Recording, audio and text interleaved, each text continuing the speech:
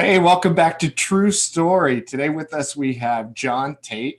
Johntate is an accomplished jazz bassist, Juilliard studied, and BJJ white belt. So really, really fascinating guy.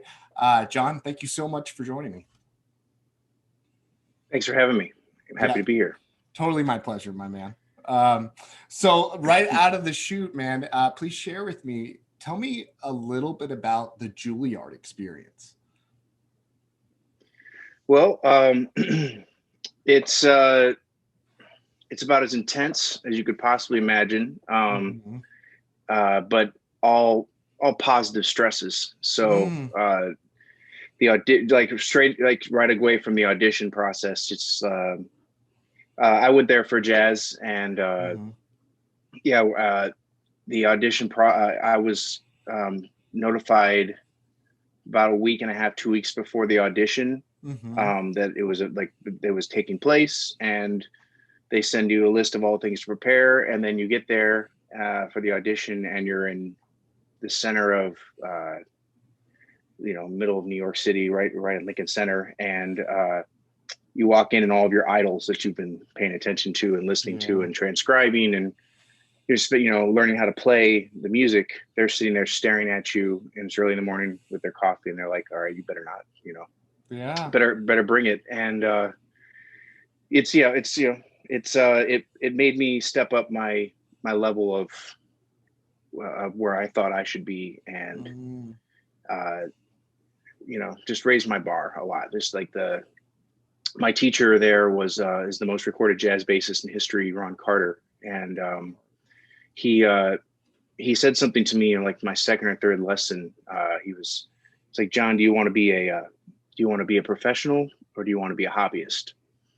And I was like, wow, I thought I had like a professional mindset my entire time until I'd been there. Like, he's up at like 5 a.m. every day, mm, and he's practicing still. It's like, and I just, so it's that's what motivates me, is to surround myself with people that have like a higher standard, and mm, I want to raise myself, bring myself to their level, and then mm. keep raising. It's just because it's never you never like I like the jazz, and also the BJJ, and anything improvising, anything like in that similarities, they they it's a lifelong goal. There's no Yeah. like pinnacle. You never reach the top. You're just Right. continually climbing, Right. and Right.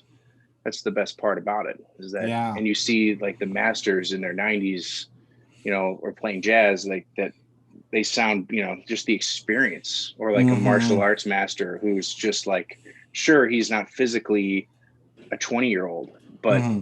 he could, submit you with his mind, you know what I mean? Like, Sure. so, Sure. Sure. so Yeah. Sure. that was So. the musical Yeah. experience. Oh, go ahead. But traveling, I got to go I got to go to Costa Rica twice. I got to go to Mm, Guatemala, El Salvador, mm-hmm. Australia, Mm-hmm. China, Mm-hmm. like all these places just with music. That was through Juilliard, and not to mention, like, they took care of all the costs. So it's just like, Yeah. Amazing. it Got was to see the world. I got to see the world. So I mean, I feel very fortunate, Mm-hmm. and I grew significantly personally and musically there, Mm, and I wouldn't take away those experiences. I just mm-hmm. like, they've really, yeah, they've changed me so in such Yeah. a great way. So Wow. especially That's awesome. world travel, and seeing how international music is, Yeah. it really is it's internet,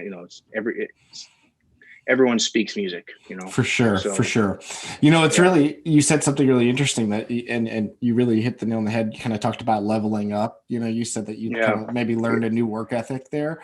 You know, Hmm. I guess that transcends all the different styles of music. Just Juilliard is just so intense. Like everybody is just that. I guess the bar. I guess everybody's so talented, right? So Yeah. Oh you can't well, phone it in, right? no, you can't phone it in, and people spot it immediately. And everyone has different natural levels of talent, but Sure. it's like something, that I think you've talked about. I think Brandon, you talking about, it's like the work ethic. Hmm. It's like work ethic is, everyone there has that. Yeah. It's like they're, and if they don't, they do. Everyone does has Sure, that. You know, it's sure. just they have it. They have it. Yeah. You know, but everyone has a different way of doing that. Like some people, they stay up all night, you know, working that all out, and you know, but then some people are up at 5 a.m. doing. You know, Yeah. but you're surrounded by people that Mm-hmm. get what you're trying to do, Exactly. and they don't like, oh, like you're going to spend 10 hours in the practice room today. What? Right. No, for sure. So, You know, it yeah, takes to it's really it's inspiring in a lot of ways, but like you actually hit a parallel there between music and sports, and I love it because to be a one percenter, to be super talented, and not that I'm speaking as if I'm any of those things, but I'm going to put you in that bracket. And well, and those people that are successful have work ethic. You know, those are people that never give up and all, but they also have the ability to be obsessive and to lock themselves it's in a true. room. And you need a really strong support system to understand that. Otherwise, people are like, "Who is this crazy person spending 10 hours doing anything?" You That's know, true. And I can understand that. Again, I can definitely I've had those moments in my life and sort of things with my passions. So I can definitely understand that. So it must have been kind of neat. And let me ask you this: did you find maybe in a way maybe a difference from? Did you find like your own people at Juilliard, like you were amongst your own people in a way? I would say that yes. I feel like after I left high school, my high school experience was great, but uh, when I left high school and went to college, I started to surround myself. I started to find myself like, oh, there's my people. Oh, there's more people like Yeah, me. I But understand. you know, and when you hit the, and I was doing that in Chicago as well. I lived in Chicago prior to moving to New York, and I started to find my little group of musicians here. But when I got Mm-hmm. to Juilliard, it was like, it was the first time I had just kind of like gone into a different world, and you can just kind Mm-hmm. of hide out inside that building Mm-hmm. around people. And then you leave there and you go to the jazz clubs in New York, and you're Mm-hmm. surrounded by a bunch of other people that are out of the schools now, or they never were in school, but they're all just as serious and hungry for the music. And the clubs are open till 4 a.m. Mm-hmm. So you're just like, you know, you're surrounded by it and you're in your little bubble. And Immersion. yeah, it's amazing. The Mm-hmm. amount of like growth that can happen so quickly is phenomenal. But I do feel on the same token, there are sacrifices that are made in your personal life when you go that far into that realm that Sure. eventually are, you know, you know, like you have to, I feel like the masters of any craft are able to balance those as, you know, Yeah, like they're able sure. to practice and then get all their stuff together. But then they also are, you know, like my teacher was a great example. Ron, he's a family man, and Mm-hmm. he's, you know, he's dedicated to teaching, but Mm-hmm. also dedicated to performing and Mm-hmm. running his own bands and making Mm-hmm. sure that, you know, and he's a businessman. I mean, he's just, Mm-hmm. yeah, it's not just one thing, you know. Right. So it's, you know, that was the other thing, is like it's not just a music world at Juilliard. Even though you are practicing all the time, it's like Interesting. you're still like, okay, well, or how many, okay, you're recording a record. Are any of your tunes on the record? Because that CD is going to get sold again, or that, you know, somebody else is going to buy it. Are you going to keep making money off of that record? Or are you just going to Mm-hmm. make the money for this recording session? It's like these little itty bitty things you never think about, but Sure. that's the beauty of being around, I think, the elders, Yeah, is you professional learn to, musicians learn the mm-hmm, business. Yeah. yes, mm-hmm, Yeah. You know, you but spoke about balance and it's switching gears a little bit, but also sure, not really. I think it's a great transition here. Speaking about balance, I think something really remarkable about you is that you've lost 100 pounds. I have. And moreover, you've lost and maintained a loss of 100 pounds. I think that this is so inspiring. Can you actually share a lot of it about that Sure. entire Uh, journey? okay, so I've always struggled with my weight, my entire, since I can remember. And I've, you know, I've not only have I lost 100 pounds, but I have done that in the past and then fallen off and gained all of it plus some back. And I think a Wow. lot of people can relate to that. I think a lot of people who are involved with diet culture and and just even just popular culture, and even the way the clothing industry is, the way it works, um, you know, just it's not set up for someone who's a larger person, just born here. Some people are bigger than others, you Of know, and course. so, Yeah. and it sets a thing up in your mind where you start thinking that you're lesser person or something like that. And that's not, first of all, it's not the truth. No, of course not. And but you start believing that, and that starts to affect, you start to look for, I started to look for I remember getting home, my parents were both teachers, and so I would come home and I would eat an entire box of zebra cakes, ho-hos, whatever, and that was my comfort. And I finally think and like I said, it's a lifelong thing. It's not something I think about every day. I wake up and like, I've really found peace I found my comfort and consistency in exercise. It's really been my, and not that I went to exercise to lose the weight. It's what helped me clear my mind, which helped me get on a better eating path, because I want to take better care of myself, because I'm going to be a dad soon, and I want to live longer. And, I want to be there for people in my life who love me, and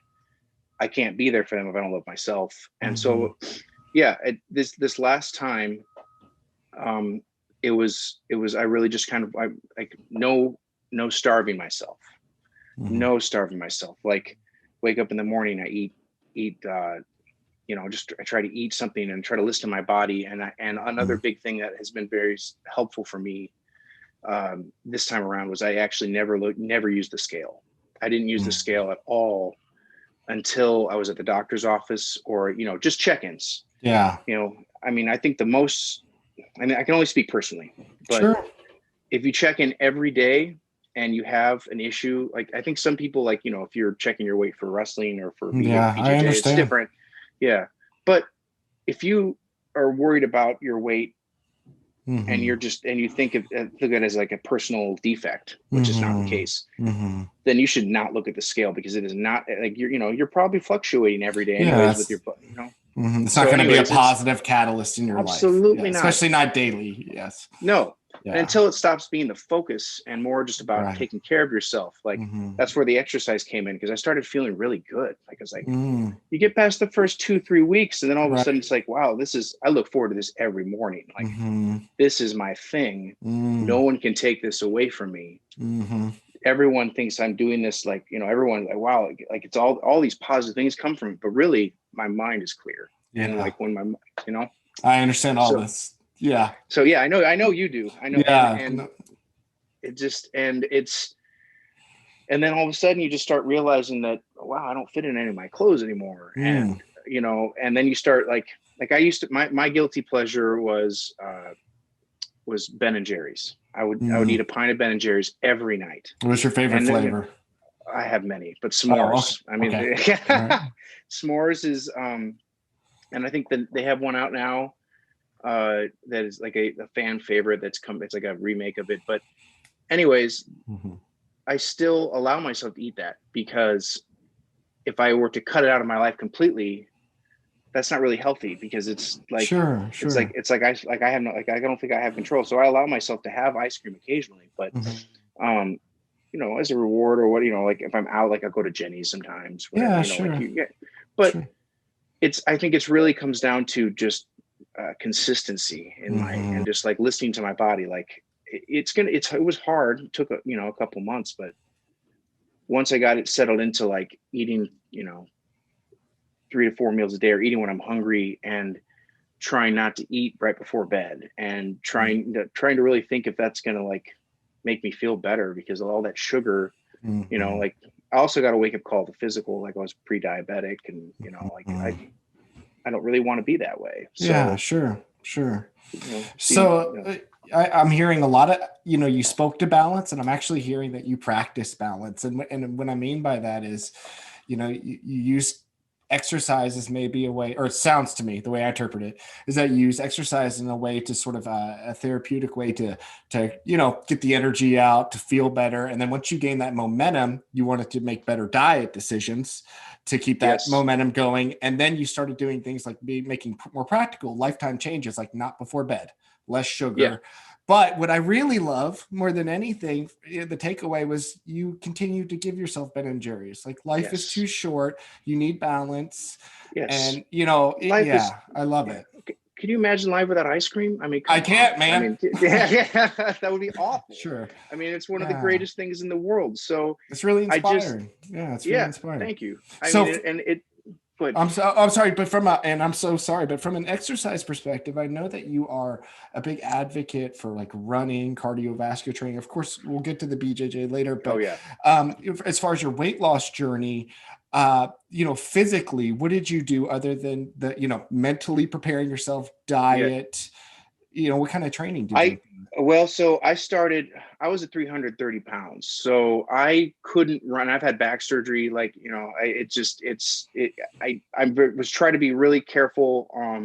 And also I enjoy running, but I know other people, I have some other friends who have lost a lot of weight and they really got into biking or, whatever you like. It's whatever you like, if you like swimming, if you like walking, if you like hiking, who cares? Whatever it is that you enjoy, go do it because that's what you like. And that you can be consistent at. That you can be consistent. You can, like I'm not a big fan of, I'm not a big fan of like going to the gym every day, 6-7 days a week and being around by yourself, listening to music and pumping weights. That's just not my thing. I know other people love that, but I love hitting the pavement and I love travel. So I love getting to know new parts of the city. So I use that.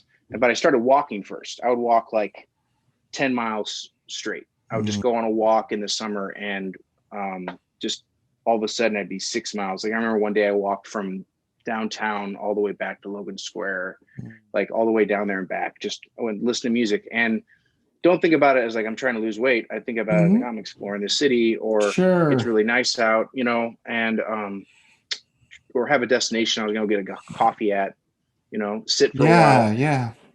But that was my, I would do that on my day off or, like I work at night back then before the pandemic.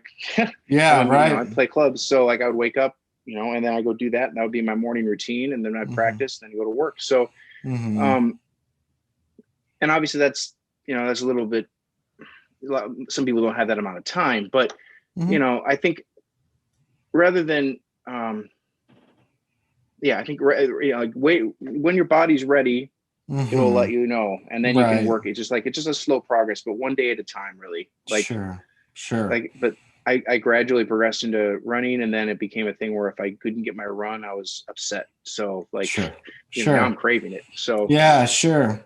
But well, cardio, go ahead, please. Oh yeah, but cardio also helps with like allowing your like for me, it allows me to eat like I love Pringle, I love pastries, and I love all those things. And with with running, it's like it's okay for me to like. It was okay for me before. You don't have to eat. You don't have to burn your calories. You don't have to earn your calories. Right. But I can like slip up a little bit. Also with my metabolism being so kind of messed up from overeating so long. So there had to be a crazy rebound. Yeah. Yeah. So I think I have to, in order to be back to a little bit. I don't know how because I'm not a doctor, I'm not a scientist, but from what I've read, if every time you do that, you kind of permanently mess up your metabolism a little bit. There's going to be metabolic damage. You would think, but but as long as your markers are healthy now, right? Exactly. You recover. It's but definitely the cardio helps. Yeah. The cardio, it's just if you're really hating it, 2 to 3 weeks, you won't. I promise. Yeah. So I agree. As long as you adopt it as a lifestyle too. For sure. True. Let me ask you this. So I guess in your own words here, tell me what it's like to be a BJJ white belt. Well, I would assume from what I hear from all the BJJ black belts and brown belts and blue belts, it sounds like you're just as frustrated now as you were then.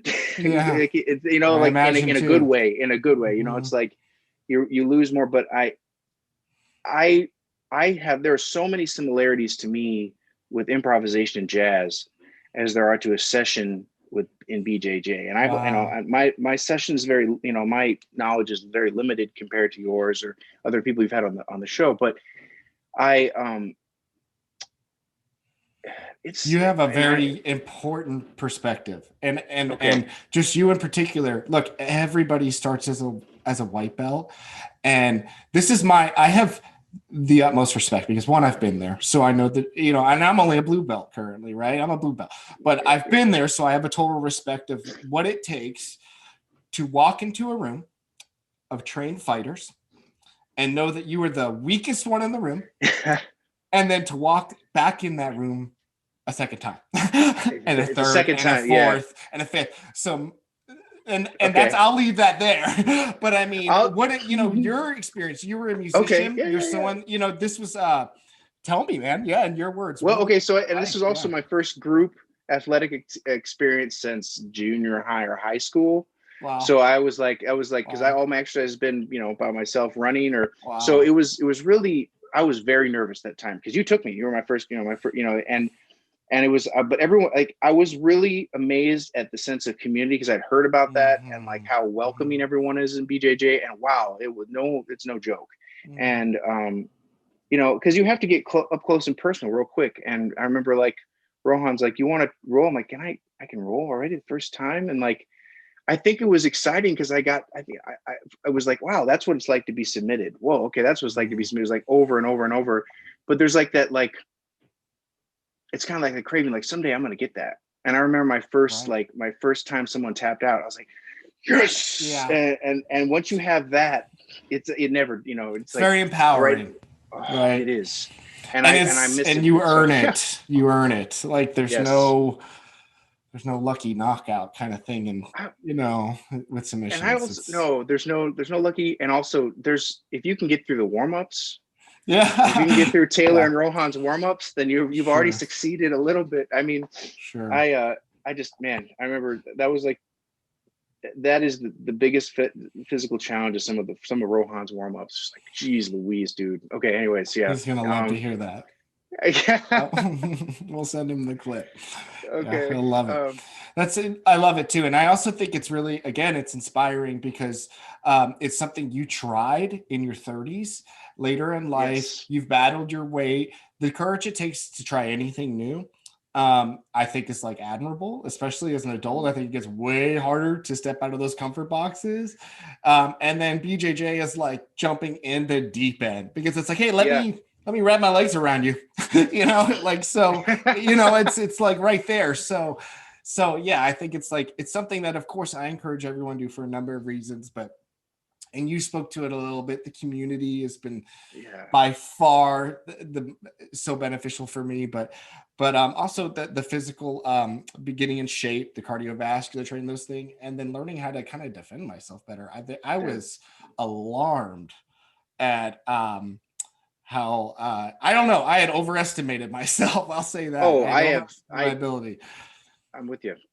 I'm with you. Like I being, you know, also like being a big guy, I think there's something that comes along with that. Everyone just assumes that you're just like, oh, don't mess with him. Like, dude, I was walking. I'm a target. You know, I was like, I had no idea what to do, and now at least I have. Like, I think that's where some of that self-confidence is. Like, at least I know what to do now. You know, it's like, I know what to do, and also, you know, not to use it unless it's absolutely necessary. Yeah, of course. You know. Yeah. So that's awesome. Yeah. But man, BJJ is, you know, another thing to add to the lifelong list of things that I can continue to do. So let me maybe switch gears a little.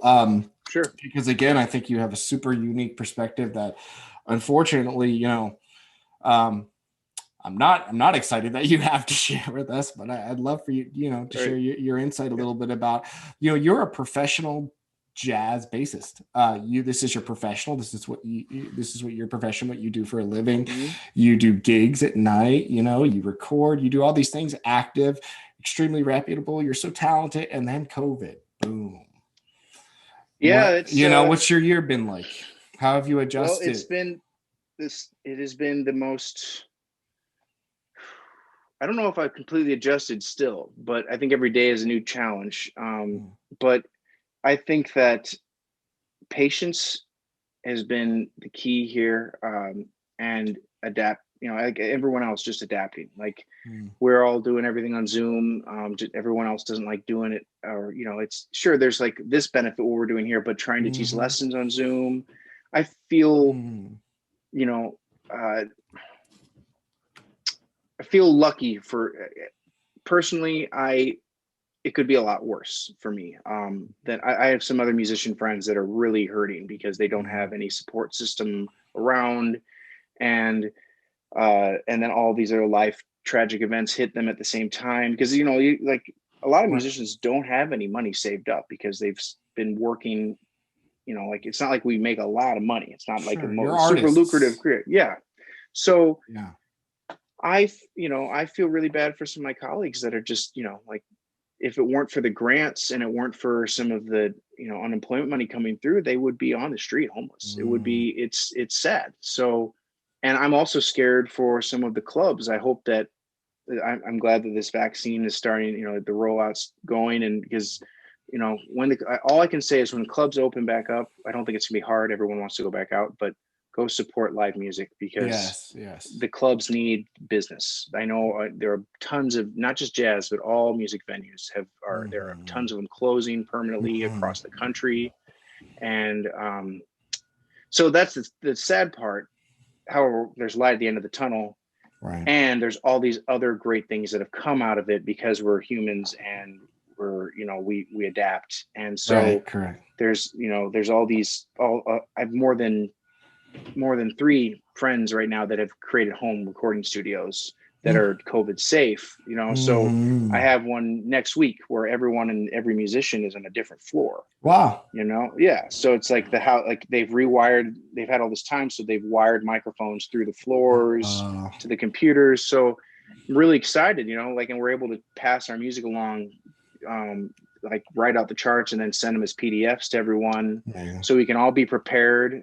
So when we get there, record, get out, no talking, and but it's there's so it's been cool. There's been some some benefits to that, but and forced some people that I don't think ever would have used technology to use technology. Yeah, for sure. Yeah, but it's a struggle like anyone else. I think it's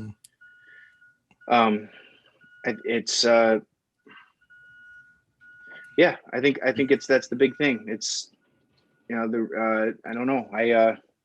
Personally, I think that it's nice to see that the end is in sight. Yeah, I think, and I'm just trying to stay positive. Yeah, sure. That's all. Yeah, that's all we can do, and then stay. Try to stay on that vaccination list and get on it as soon as possible. Because the patience will pay off because we're going to be able to play music again. It's like, right. I think that,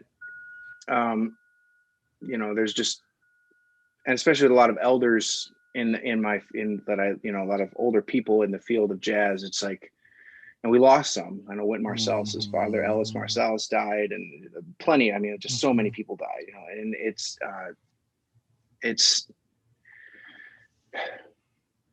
just a tragedy. Yeah, it's tragic. So let me switch gears a little. So let me ask you this: who are some of your maybe jazz influences or maybe mentors? But just what made you fall in love with jazz? Like what maybe happened? Okay. Well, there's a couple stages. My grandfather, he was a very big jazz fan, and he also, my parents were both teachers, so I spent a lot of time with him after infancy and everything. I was like, he would take care of me during the day, and so he liked to go out and dance to jazz on the weekends with my grandma. So and big band jazz, so like Duke Ellington, and then also like more traditional jazz, like Louis Armstrong, Hot 5, Hot 7s, Big Spider Beck. So he's a big fan of those kind of, and so I would hear it. He would have it on records all the time, and then I wouldn't be able to. He wouldn't let me have snacks in the afternoon unless I could tap my foot to the record on 2 and 4 for an entire song, and then if I could do that, then I could have my crackers and cheese or whatever we were having for the snack. But it got me really excited and get it in the beat, which now looking back, it's like, it makes so much sense why I picked bass, because you're kind of, you're the heartbeat of the band. So it's just like, it's cool that my grandfather started me on that road. But I didn't play bass till I was 16. So did he ever hear you play, or has he heard you play? Oh yeah. Okay. He heard me play many times. But as far as musician idols, I mean, there are quite a few, but I Mhm. think the one I should mention the most is my teacher from Juilliard, who I remember getting a box. He was Miles Davis's bass player in the '60s, Wow. quite a few years in the '60s, and in particular the quartet with Herbie Hancock and Tony Williams and Wayne Mm. Shorter. And this is Ron Carter. Ron Carter. Okay. You can just Wow. he's still alive. He's still there's three members of that band still alive: Wayne Shorter, Herbie Hancock, and Ron Carter. But 65 to 68 in particular, 1965 to 68 in particular, is that quintet's just it's just what they did is just they would go on long. They'd play one melody, and every single time was completely different, and it would Mm. be just like the interactions, and just it was a group compositions. So like, you Mhm. know, kind of like develop like just a whole nother step of improvisation, but Mhm. there was still form. And anyways, he was very instrumental in creating, like, keeping the bass in its role as being a lockdown, like Mm. being the conductor of the train and keeping the train engine, or you know, or the engine of the train, and keeping the heartbeat going. But he would also stay creative, and it's like he stays in this realm of like it's like the part of your brain that keeps your heart and your lungs functioning, you don't think about. Mm. It's like it's like he's doing that, but at the same time he's interacting. So he's like, it's like he Wow. can like it's just this. That's the best way I can describe him. That's And awesome. you know, yeah, he's a huge influence on me, and also personally, because he's a stand-up human being, Mm. an amazing you know, father. You know, he's a family man, and he's just, you know, like he doesn't, you know, no drugs, no alcohol, Mm. just a really stand-up human being, a great role model. So Mm-hmm. if I have to choose one person, I'd choose him. That's So awesome. yeah, and yeah, uh, That's yeah, can't awesome. really, you can't get Yeah. higher than that, you know. Yeah, that's great. Yeah, So, I mean, you know, kind of winding down, you mentioned you're a father. I know I'm you're gonna be soon. married. Yeah, Yeah, or excuse me, yep, gonna be a yeah, father. yeah. Can you speak to that, man? Next life, kind of chapter changing. I know. I'm I mean, I know the feeling of about to be a I know you father. do. Yeah, But I how are I you feeling? I feel great. You know, I feel like my life, like honestly, I know that I've had a really amazing life, but I feel like my purpose in my life is just about to start. Like I Awesome. cannot wait to wake up at 2 in the morning to change a diaper. I can't Mm-hmm. wait to do all this stuff. I'm just Mm-hmm. really, really excited about it. And I mean, it's like all I can think about. And so yeah, and it works out really great because my wife works during the day and I work Mm-hmm. at night. So I'll be Mm-hmm. able to take care of the baby during the day, and or Mm-hmm. just, yeah, I'm just Yeah. ready for the responsibility, Yeah. and Yeah. very happy that I'm in a spot where I know that I'll be able to be there for my child And be ready and and be right. ready. Yeah. Yeah. Hmm. You know, I think it's so important.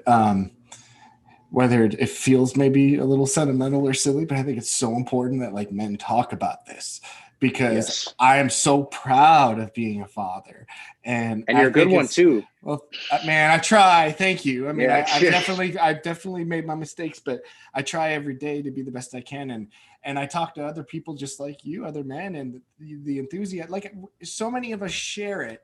But you know, I don't know that I don't know. You know, Yeah. I feel like we should all express it a little more and you know, there's nothing we should be proud of being a good dad and be proud of stepping up to the responsibility And and I think that goes a long way with men in general, man. You know, like it's okay for us to experience all the emotions, you know, for the sure. entire spectrum, you know, like it's, and in particular, like being vulnerable is really important. You know what I Yeah, mean? It's sure. like, and that I think that I'm excited about opening up, and, you know, having a little thing that can Mm-hmm. get, you know, get right in there and like, oh, okay, all right, sure. You know, like I feel There it like is. if it's anywhere close to what it's like with my dog and what she gets Mm-hmm. away with when she makes a face, I'm screwed, you know? Yeah, that's gonna happen. And the Yeah. 1 a.m., 2 a.m. diapers are gonna happen, and oh, you're gonna have plenty of opportunity for like years to Yeah. come. Yeah. The whole life. Yeah. But it's yeah, the greatest like thing in the world for sure, and Yeah. it's super I can't wait. exciting. When is she due?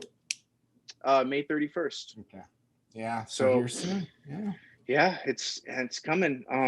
What is the And process of the pregnancy been like during COVID? Has it been very restrictive for you on doctor's visits, or has it been Zoom? well, it's Telehealth? more me. I haven't been able to go inside at all. So Mhm. I've watched. I couldn't even watch the ultrasound because they wouldn't allow any calls. So Wow. because the call, it makes sense. I didn't think about it. I wish they had explained that prior, because now the sound waves get HIPAA. interrupted. Oh, Yeah, oh. yeah. So, and HIPAA too. But if you Mm. think about the ultrasound, and I think about this too, because if you're plugged into an older amplifier and you have a phone on top of it, Hmm. and the phone goes off, the Hmm. tubes will pick up the sound waves of the phone and it'll go. Yeah. Other people Wow. might have heard it. You can hear the phones go through amplification.